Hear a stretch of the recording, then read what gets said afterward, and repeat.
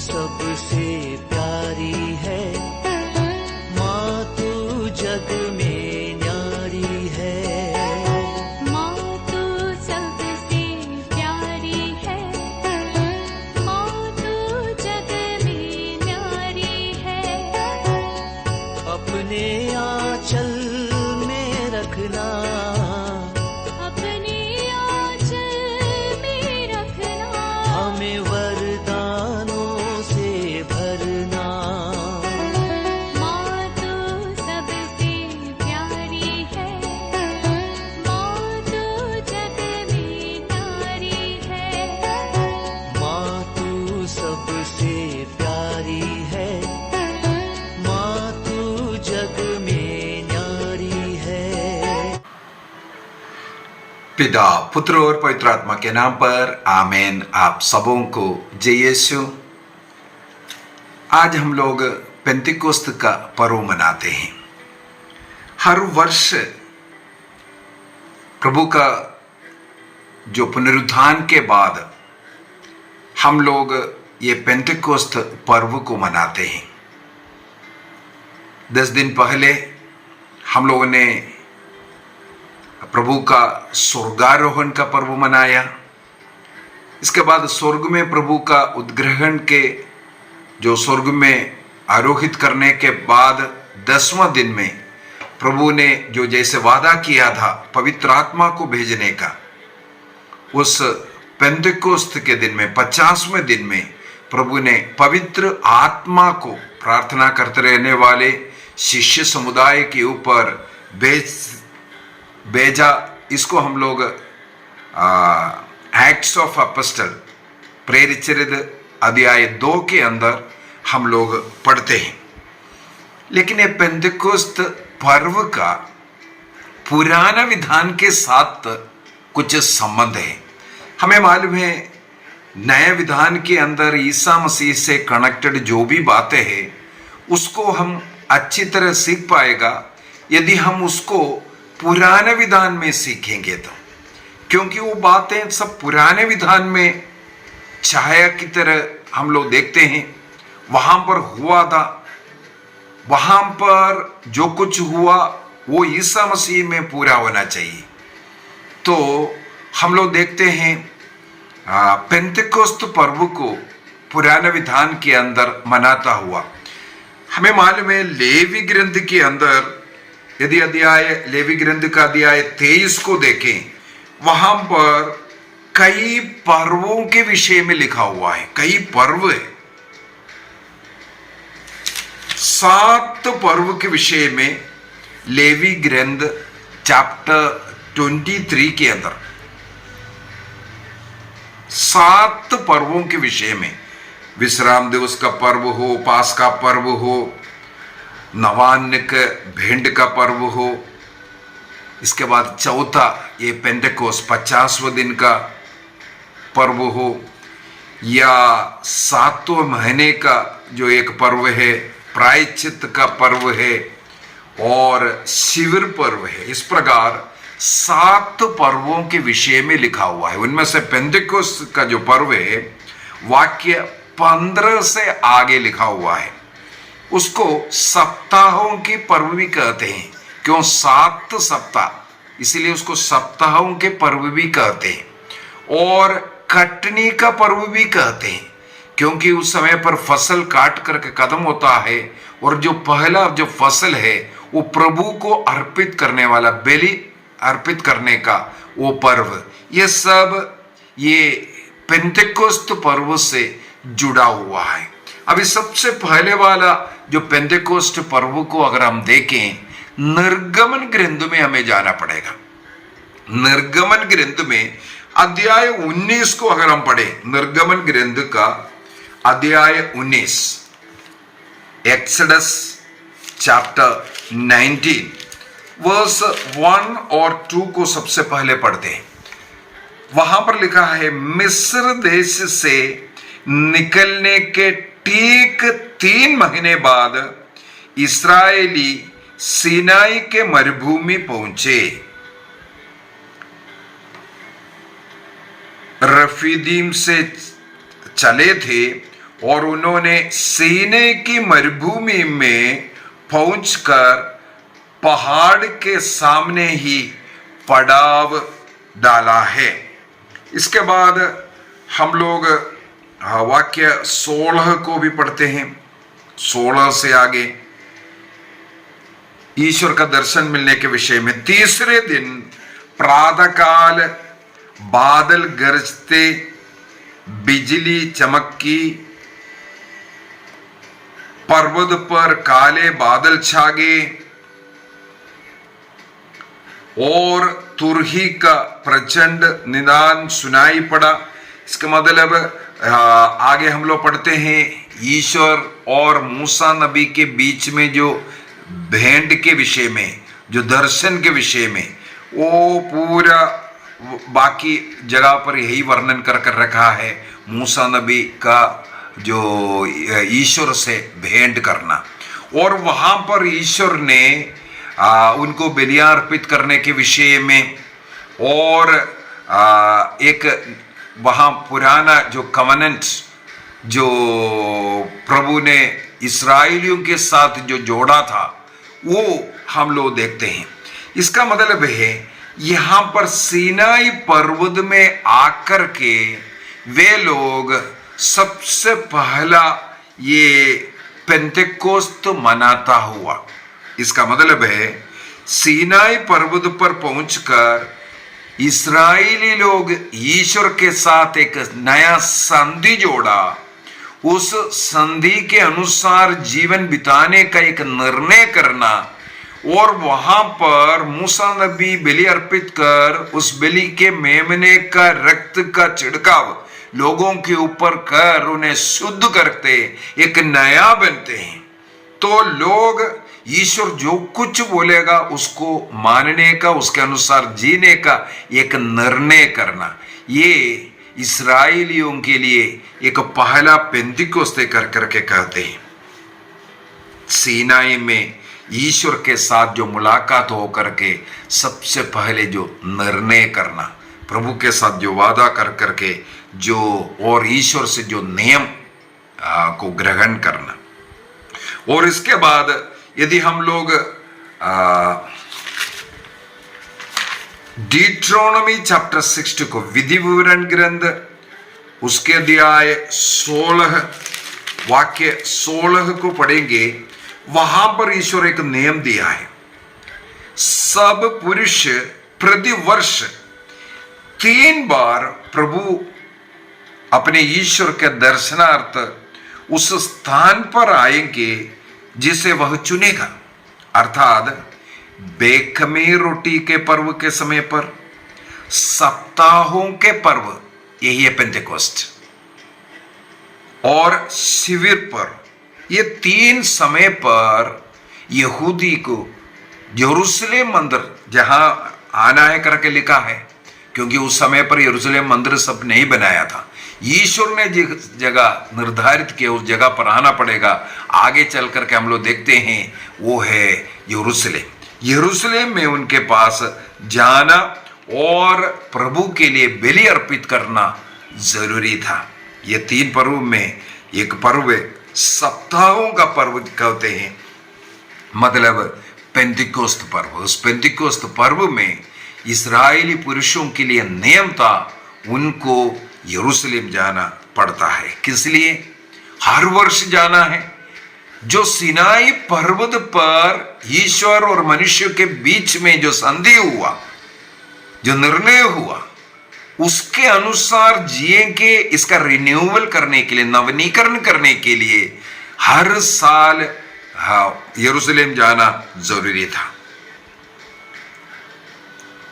और अगला देखें, जब यरूशलेम में सारे संसार में जितना भी यहूदी पुरुष है, उस समय पर अगर यरूशलेम में इकट्ठा हो रहा है, एक प्रकार का पिलग्रिमेज है, और वहां पर सब लोग इकट्ठा होकर के प्रभु के लिए एक साथ उनकी आराधना करना, उनके लिए बलि अर्पित करना, ये जो समुदाय की बलि इस्राएलियों के उस शक्ति को, उस सामर्थ्य को, और जिस ईश्वर उन्हें प्यार करता है उनके प्यार को प्रकटीकरण का अवसर माना जाता था। इसका मतलब है ये जो पेंतिकोस्त का दिन है, ईश्वर और मनुष्य के बीच में वो प्रेम का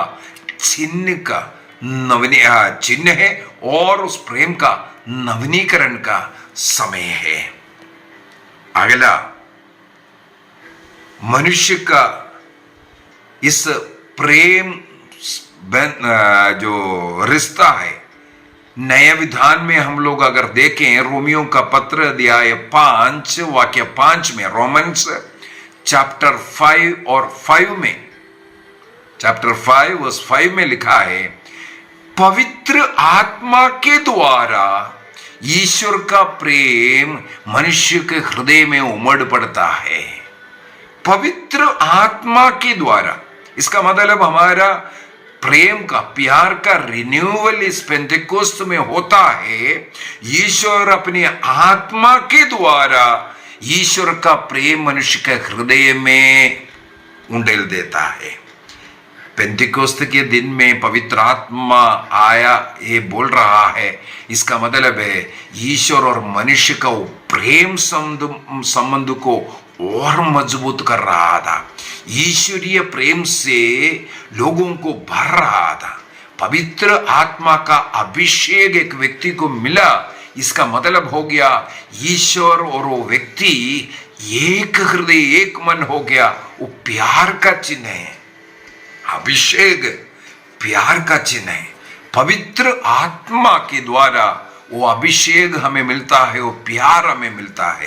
इसका मतलब है पवित्र आत्मा का अभिषेक का मतलब है ईश्वरीय प्रेम का अभिषेक है। अब प्रेरित चरित्र अध्याय 2 में अगर जाएंगे, पवित्र आत्मा उस दिन शिष्य लोग इंतजार कर रहे थे। ईसा मसीह के स्वर्गारोहण के पूर्व में ईसा मसीह ने कहा, प्रेरित चरित्र अध्याय 1 को निकालना पड़ेगा, उसका वाक्य 8 में, एक्ट्स चैप्टर 1 वर्स 8 को मैं पढ़ना चाहूंगा। ईसा मसीह का स्वर्गारोहण के पहले ईसा मसीह ने अपने शिष्यों से कहा, पवित्र आत्मा तुम लोगों पर उतरेगा। पवित्र आत्मा अर्थात ईश्वरीय प्रेम का वो बहुत ही बड़ा चिन्ह तुम्हारे ऊपर उतरेगा। जब उस चिन्ह, वो पवित्र आत्मा उतरेगा, तब ईश्वर का उस प्रेम को हम अनुभव कर पाएगा। और आगे क्या कहते हैं, और तुम्हें सामर्थ्य प्रदान करेगा। पवित्र आत्मा के द्वारा तुम्हें शक्ति एवं सामर्थ्य प्रदान करेगा। तुम्हें प्रेम से, ईश्वरीय प्रेम से तुम जब भर जाएगा, तब दुनिया को तुम नहीं डरेगा। दुनिया से तुम, मैं बोलूंगा एक प्रकार का कट कर करके ईश्वर का संतान बन करके जो कार्य करना है वो करेगा। तब आगे लिखा है, तुम जेरूशलेम, सारी यहूदिया, समारिया तथा पृथ्वी के अंतिम छोर तक मेरी साक्षी होंगे। इसका मतलब वो पवित्र आत्मा, वो ईश्वरीय प्रेम से हमें इसलिए भर रहा है कि हम प्रभु का साक्षी बने। मुझे देखने वाला, अगर मैं प्रभु के साथ संयुक्त हो गया और प्रभु के नियमों का पालन करते हुए उनकी इच्छा के अनुसार जीवन जीने का निर्णय किया है, यही तो समझौता है ईश्वर के साथ, तब ईश्वरीय प्रेम मेरे हृदय में उमड़ता है और मैं अपने जीवन के द्वारा प्रभु का साक्षी बनना। यहां पर सबसे पहले लिखा है, तुम सबसे पहले यरूशलेम अर्थात जहां पर तुम रह रहे उस घर के अंदर तुम प्रेम का चिन्ह बनना। इसके बाद सारी यहूदिया, जिस क्षेत्र में तुम रहते हैं, और समारिया अर्थात पड़ोसी देश, और संसार के अंतिम छोर तक, पृथ्वी के अंतिम छोर तक जाना है। इसका मतलब वो प्रेम को, ईश्वरीय प्रेम को आपको जलाना, फैलाना है।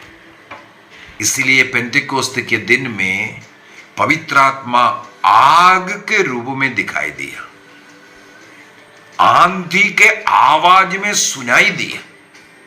आंधी जैसे आ रहा था और वो दिखाई दिया अग्नि के रूप में। आंधी का शक्ति और अग्नि की शक्ति को हमें पहचानने की जरूरत है। अग्नि हमें शुद्ध करता है, अग्नि हमें प्रकाश देता है, अग्नि हमें ऊर्जा देता है, उसी प्रकार आंधी का जो आवाज है, केवल आवाज सुनाई देता है, वृक्ष हिलता हुआ पता चलता है, लेकिन कुछ दिखाई नहीं देता है। आंधी को कोई देख नहीं सकता, लेकिन उसके इफेक्ट को देख सकता है। आंधी चल रहा है, वृक्ष हिल रहा है, पेड़ गिर रहा है, ये सब देख करके हम बोलेगा हाँ ये आंधी है, तूफान है, बहुत भयंकर है। लेकिन उस आंधी को एक्चुअली हम उसका रिजल्ट में, उसका परिणाम से हम लोग पहचानता है, देखता है। इसी प्रकार पवित्र आत्मा जब एक व्यक्ति के जीवन में आता है, उसके जीवन में कुछ परिणाम दिखना चाहिए। इस व्यक्ति में पवित्र आत्मा है, वो पहचानने के लिए उसके हृदय में ईश्वरीय प्रेम उमड़ना चाहिए। उस प्रेम की भाषा बोलने वाला होना चाहिए। उसका प्रवृत्तियां उस प्रेम से प्रेरित होकर के होना चाहिए। समुदाय में वो ईश्वरीय प्रेम को बांटने वाला बनेगा। वही व्यक्ति पवित्र आत्मा से भरा हुआ व्यक्ति है। तो इस पेंतिकोस्त के दिन में हमें प्रभु सिखाता है, जिस प्रकार पुराने विधान में सबसे पहले सिनाई पर्वत पर उन्होंने वो पेंतिकोस्त मना रहा है। ईश्वर के साथ एक समझौता में एक एक एक एक लो लेकर के, ईश्वर का नियम को लेकर के वे बोल रहे हाँ हम इस नियम के अनुसार जिएंगे। तब ईश्वर का अनुग्रह आशीष उन लोगों पर आया, और जिस प्रकार वहां पर बलि अर्पित करते हुए उस रक्त के छिड़काव के द्वारा उन्हें शुद्ध किया और ईश्वर का संतान बनाया गया। वो बुलाए गए चुने हुए लोग, वो ईश्वर का संतान कहलाते हैं, ऐसा बन गया। इस पेंतिकोस्त में हम लोगों के अंदर भी मिस्सा बलिदान में सब हम भाग लिया। उस बलि में भाग लेकर के प्रभु को ग्रहण कर प्रभु के समान जीवन जी करके हमें प्रभु का प्रेम संसार में देने का वो आग लगाने की जरूरत है। हमें मालूम है वो पेंतिकोस्त के उस दिन में पवित्र आत्मा से भरने के बाद शिष्य समुदाय ने सबसे पहला कार्य क्या किया? शिष्य समुदाय ने सबसे पहले प्रभु का साक्षी ही बना। वहां पर संत पेतरुस ने 20-22 वचनों का एक छोटा सा सरमन दिया, छोटा सा एक सरमन। उस वचन को सुनने वालों में 3000 लोग उस दिन कलीसिया में शामिल हुआ। इसको बोलता है पेंतिकोस्त का दिन क्रिस्तीय समुदाय का, क्रिस्तीय चर्च का बर्थडे, क्योंकि 3000 लोग उस दिन ज्वाइन किया। चर्च का जन्म, इनागुरेशन उसी दिन हुआ था। चर्च बनाया, मैंने पूर्व में भी एक क्लास लेकर के बोला, ईसा मसीह जब क्रूस में जो उनका मृत्यु हुआ, उनके बगल में भाला झोंक दिया था, वहां रक्त और जल निकला। वो जिस प्रकार आदम की गहरी निद्रा में ईश्वर ने हेवा को उनके बगल से निकाला, उस समय पर एक समुदाय, पति पत्नी नर नारी का एक समुदाय बनाए। उसी प्रकार ईसा मसीह के क्रूस पर गहरी निद्रा के समय पर उनके बगल से कलीसिया की स्थापना हुई। ये हमारे कैथोलिक कलीसिया का धर्म शिक्षा ग्रंथ में सिखाते हैं, और उसका उद्घाटन पेंतिकोस्त के दिन में हुआ। इनागुरेशन दिन है, इसको हम बर्थडे भी बोल देता है। तो ये तब संभव हुआ जब वो पवित्र आत्मा से भर करके वो शिष्यगण प्रभु का वचन को सुनाया, प्रभु का साक्षी बना। जो उन्होंने देखा, सुना, अनुभव किया, उसकी घोषणा की। हमारे अंदर यदि पवित्र आत्मा का आवाज आता है, हमें पवित्र आत्मा का भाषा बोलना चाहिए। हमारे जीवन में वो प्रेम, आनंद और शांति का जीवन जीना है। तो पेंतिकोस्त का पर्व हम सबों से यही आग्रह करता है। जिस प्रकार इसे कटनी का पर्व कहते हैं, मैंने कहा था कटनी हमें देखना है। देखो फर्स्ट जो पेंतिकोस्ट जो प्रेरित अध्याय 2 के अंदर जो लिखा हुआ है, एक प्रकार का कटनी हुआ है। 3000 लोग कलीसिया में शामिल हुआ, एक प्रकार का कटनी। अगले दिन बढ़ते गया, इसके बाद 5000 हुआ, ऐसे ऐसे बढ़ रहा था। यहूदी समुदाय डरने लगे, सब लोग ईसा मसीह के पीछे जा रहा है। यह सब कब संभव हुआ? ईसा मसीह के मृत्यु के बाद और उनके स्वर्गारोहण और पेंतिकोस्त के बाद वो ईश्वर ने पवित्र आत्मा को भेज करके कलीसिया की स्थापना किया, इनागुरेशन किया, उसके द्वारा संभव हुआ। अब जितने भी लोग बपतिस्मा के द्वारा कलीसिया का सदस्य बनता है, अंग बनता है, उनका कर्तव्य है कि हम सब प्रभु का साक्षी बनना है। प्रभु का साक्षी बनने के लिए ही बपतिस्मा में हमें पवित्र आत्मा मिला। अभी 7 संस्कार है, संस्कार में जो पवित्र आत्मा मिल रहा है, अभी जैसे ये पेंतिकोस्त का अनुभव है, वो भी एक पवित्र आत्मा का अनुभव है। इन दोनों में क्या अंतर है? कई लोग ये डाउट करते हैं।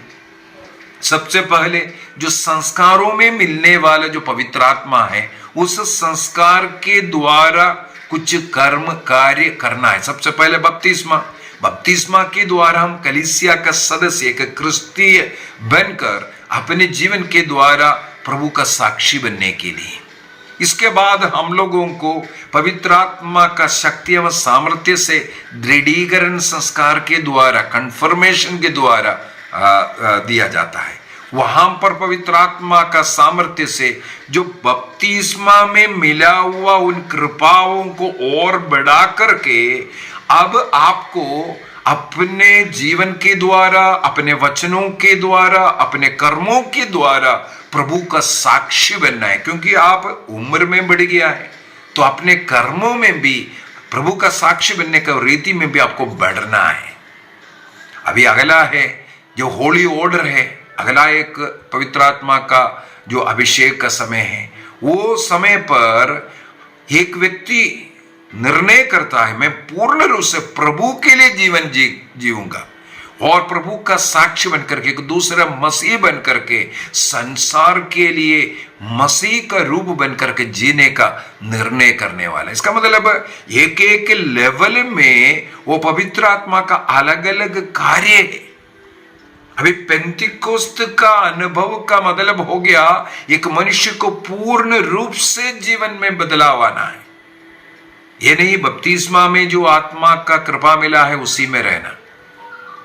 इस पेंतिकोस्त अनुभव ये मिलने के लिए हमें समुदाय में जब प्रार्थना करते हैं, जिसे रेट्रीटों में प्रार्थना करते हैं या अन्य कन्वेंशनों में जाते हैं, ऐसे ऐसे प्रार्थना सभाओं में जाता है, उस समुदाय में मिलने वाला आत्मा है। उदाहरण के लिए प्रेरित अध्याय 10 के अंदर पेत्रुस कॉर्नेलियस के घर में जाकर का वचन सुना रहा था। वाक्य 44 में 44 में हम लोग पढ़ते हैं, सुनने वालों पर पवित्र आत्मा उतराया, उस शक्ति सामर्थ्य उतराया। एक पेंतिकोस्टल अनुभव वहां पर उनको दिखने में आया। इसलिए पेत्रुस कहते हैं अब इनको बपतिस्मा भी दे दो। पहले पवित्र आत्मा मिला, इसके बाद बपतिस्मा। उनके जीवन में ऐसे ऐसे बदलाव दिखना चाहिए जैसे जैसे पवित्र आत्मा का अभिषेक हमारे अंदर बढ़ता है, बढ़ना भी चाहिए। जैसे यशक्किएल के ग्रंथ के अंदर हमें मालूम है, यशक्किएल को ईश्वर लेकर के जाता है मंदिर में। यशक्किएल का ग्रंथ अध्याय 47 में हम लोग पढ़ सकते हैं एक घटना। ये इस प्रकार हमारे जीवन में भी ये होना बहुत जरूरी है। वहां पर लेकर के गया, यशक्किएल ने देखा वेदी के वो जो मंदिर गर्भ से वहां से पानी टपक कर पानी बह रहा है। वो दक्षिण के और जो दहली से जो है टपकता हुआ एक एक बूंद टपक रहा था। थोड़ा घुमा करके लेकर के आया, उन्होंने देखा आगे एक छोटा सा नाला जैसे हो गया, फिर वो नदी बन रहा है, समुद्र बन रहा है। इस प्रकार पानी को बढ़ता हुआ वहां पर हम लोग ये पढ़ते हैं 1000 दूरी मंदिर से 1000 दूरी नापा। इसके बाद उस पानी को पार करने के लिए कहा। उस समय पर उसने वो पानी को पार किया तो पानी टखनों तक था। इसके बाद फिर से 1000 हाथ बीता, जो आगे फिर नापा, वहां पर उसको पार करने के लिए कहा, तब पानी घुटनों तक आ गया था। इसके बाद वहां से फिर 1000 और दूरी पर लेकर के गया, वहां पर फिर उनसे कहा पानी को पार करने के लिए, वहां कमर तक पानी आ गया था। इसके बाद वहां से फिर से 1000 हाथ और आगे लेकर के गया, वहां पार करने के लिए कहा। यिसकेल पार करने के लिए देखा तो पानी इतना अधिक बढ़ गया था, वो सिर से भी ऊंचा हो गया। वहां पर बोलता है अभी कोई ऐसा पार नहीं कर सकता, कोई उसको नहीं पार नहीं कर सकता, कोई स्विमिंग करना पड़ेगा। पानी उससे अभी लेकर के जा रहा है। क्या मतलब है? बपतिस्मा में हमें जो पवित्र आत्मा मिला, इसके बाद दृढ़ीकरण में मिला, इसके बाद अन्य संस्कारों में, 7 संस्कारों में पवित्र आत्मा मिल रहा है। उसका सबका अलग अलग उद्देश्य है और रिट्रीटों में भाग लेकर के इस प्रकार हमारे अंदर पवित्र आत्मा बढ़ना चाहिए। पवित्र आत्मा का वो कार्य हमारे जीवन में बढ़ना चाहिए। हमारा भक्ति, हमारा पवित्रता, वो उस जीवन वो प्रभु की ओर बढ़ते हुए जाना चाहिए। इसके बाद आगे क्या लिखा हुआ है? इसके बाद उन्हें घुमा करके लेकर के आया, उन्होंने देखा उस जलधारा के दोनों तटों में कई पेड़ खिल रहा था, कई पेड़ खिल रहा था। वहां पर जितने भी वृक्ष है 12 महीना उसमें फल देता था। पवित्र आत्मा का 12 फल हम बोल सकता है, 12 महीना फल देने वाला वृक्ष। और वो जो पानी जहां बह करके जा रहा है उस समुद्र में जाकर के गिरते हैं। समुद्र का पानी हमें मालूम है खारा पानी होता है, लेकिन ये झरना वाला पानी जाकर के इस समुद्र का खारा पानी को मीठा बनाता है।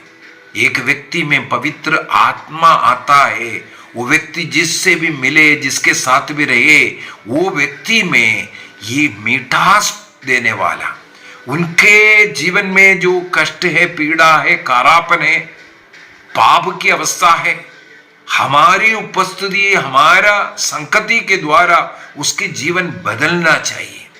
जिस घर में तुम प्रवेश करोगे उस घर को आशीष का कारण बनना चाहिए, किसी घर को बर्बाद करने के लिए नहीं। किसी दोस्त के साथ तुम मिलेंगे, उस दोस्ती के द्वारा उसका बर्बादी नहीं बल्कि उसका निर्माण करने वाला व्यक्ति बनना है। जो व्यक्ति पवित्र आत्मा से भरा हुआ व्यक्ति है, ये वही इस प्रकार का निर्माण कर पाएगा, ऐसा अच्छा फल देने वाला।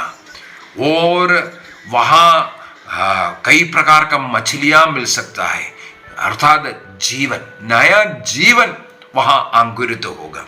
इस प्रकार हमारे जीवन में ये पवित्र आत्मा के द्वारा बदलाव की जरूरत है। तो पेंतिकोस्त हमें ये सिखाता है कि आप प्रति वर्ष इस पर्व को मना रहा है और इसमें पवित्र आत्मा में हमें अपने को नवीनीकरण करना है। क्या चीज? प्रभु के साथ जो रिश्ता है उसको नवीनीकरण करना है और नया ऊर्जा लेकर के प्रभु की सेवा करने के लिए एक दूसरे मसीह बन करके रहकर ईश्वरीय प्रेम को दूसरों में बांटने का कार्य हमें करना है। आइए हम निर्णय करें, अपनी आंखें बंद करें, प्रभु को धन्यवाद दीजिए। पवित्र आत्मा का उस आवाज को अनुभव करें और पवित्र आत्मा के प्रेरणा से चलने का, जीने का निर्णय करें। जिस प्रकार उस पवित्र मंदिर के दहलीज से बहने वाला वो पानी खारा पानी को भी मीठा बनाता है, उसके दोनों साइड में अनेकों ऐसा वृक्ष बढ़ने लगे, वो 12 महीना फल देने वाला बना, जीवन देने वाला बना। हमें भी इस प्रकार दूसरों को जीवन देने वाला बनना है, ऊर्जा देने वाला बनना है, लोगों को पाप से बचाने वाला बनना है। हमारे घरों में रोज पारिवारिक प्रार्थना हो, रोज मिस्सा बलिदान में जाने वाला प्रभु यीशु मसीह को ग्रहण कर एक नए रिश्ता जोड़ करके प्रतिदिन और उत्साह के साथ जीने वाला बने। हमारे जीवन अन्य लोगों के लिए उदाहरण बने। जिनके साथ भी हमारा संपर्क है उन लोगों को हमारे द्वारा कुछ मिले। ईश्वरीय प्रेम को बांटने वाला हमें बनना है। निर्णय कीजिए। सबसे पहले यरूशलेम जहां हम रहते हैं, इसके बाद सारी यूदया अर्थात हमारे उस क्षेत्र को, इसके बाद पड़ोसी क्षेत्र समरिया, इसके बाद दुनिया के अंतिम छोर तक हमें पहुंचना है। ईश्वरीय प्रेम को, उस मुक्तिदाता को हमें देना है। निर्णय कीजिए। पिता, पुत्र और पवित्र आत्मा के नाम पर आमीन। आप सबों को जय यीशु।